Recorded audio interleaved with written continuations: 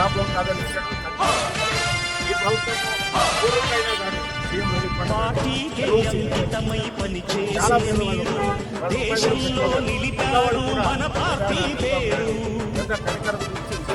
Telugu Desam party ప్రజల గుండెల్లో ఉంది. ఆర్థిక ఇబ్బందులున్నా ఇట్లా సంక్షేమ కార్యక్రమాలు కానీ ఇట్లా ఆరోగ్యం సంబంధించి కానీ ఎడ్యుకేషన్ కానీ ఈ ప్రభుత్వం ముందు ఉండి తల్లి కొడుకు నడిపిస్తున్నారు.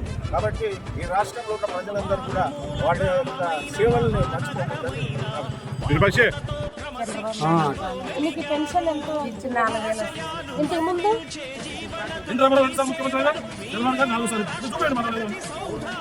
సొంతంగా ఆఫీస్లో తప్పు చేసి పోయింది తప్ప మంత్రి నుంచి ఎమ్మెల్యే నుంచి కూడా ఒప్పుకోలేదు. ఈ దృష్టి పెట్టండి. ఈ ఫస్ట్ దొంగతనం మాట్లాడుతాం.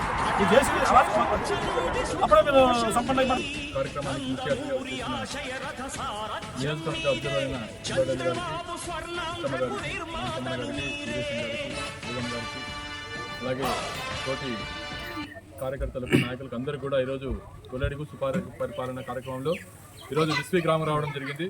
మరి విశ్వీ కార్యక్రమంలో ఈరోజు బస్సమ్మ గారికి ఇంటికి రావడం జరిగింది.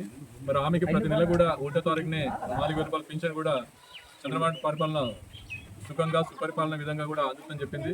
అందుకు చాలా ఆమె సంతోషంగా ఉంది. అంతేగాక ఆమెకి 2 కొడుకున్నారు. వాళ్ళ ఇంట్లో 5 మందికి కూడా ఈరోజు సుమారు 75,000 రూపాయలు తల్లికి వందన పడింది. కాబట్టి వాళ్ళు భవిష్యత్తుకి ఒక పునాది లాంటిది చంద్రబాబు నిర్మించారు. కాబట్టి వాళ్ళ పిల్లలు మరింత చదువుకొని ఎత్తుకు ఎదగాలని చెప్పి ఈరోజు చంద్రబాబు నాయుడు ప్రతిదీ ముందడుగు చూపుతూ ఆలోచన చేస్తుంది. కాబట్టి ఈ సుపరిపాలన ఈ విధంగా సాగాలంటే మీరు చంద్రబాబు నాయుడుకి సుఖంగా ఆశీర్వదించడం మాత్రం మరిన్ని కార్యక్రమాలు తీసుకొచ్చి రేపు ఆగస్టు 15న కూడా ఉచిత బస్సు ప్రయాణం కూడా ప్రారంభించుతుంది. అలాగే మనది అగ్రికల్చర్ రాష్ట్రమైన సందర్భంగా ఈరోజు అందరూ కూడా రైతులకు చేయూత ఇవ్వాలని చెప్పి మళ్ళీ రైతు అన్నదాత పథకం కూడా ఈ మంత్ ఎండింగ్లోనే ఇవ్వడానికి కృషి చేస్తున్నారు. మరి అలాగే సంక్షేమంతో పాటు అనేక అభివృద్ధి పథకాలు కూడా ఈరోజు చేపట్టడం జరిగింది. అందులో భాగంగా ఈరోజు ప్రతి గ్రామాన్ని కూడా సందర్శించి ఎవరికైనా రాకుంటే మీరు ఇబ్బంది సచివాలయంలో అప్లై చేసుకుంటే మళ్ళీ రావడానికి కూడా ఇక్కడ ఉండే నాయకులు, కార్యకర్తలు మేము అంతా కలిసి